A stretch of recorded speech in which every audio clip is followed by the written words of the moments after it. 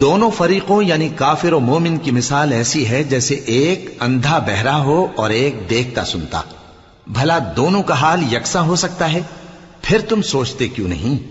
और हमने नूह को उनकी कौम की तरफ भेजा तो उन्होंने उनसे कहा कि मैं तुमको खोल खोल कर डर सुनाने और ये पैगाम पहुंचाने आया हूं कि अल्लाह के सिवा किसी की इबादत न करो, मुझे तुम्हारी निस्बत दर्दनाक अजाब का खौफ है।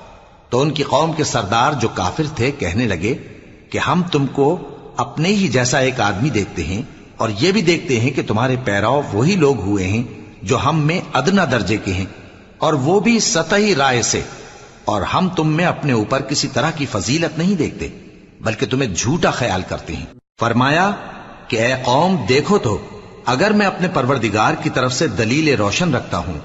और उसने मुझे अपने हाथ से रहमत बख्शी हो जिसकी हकीकत तुमसे पोशीदा हो गई है, तो क्या हम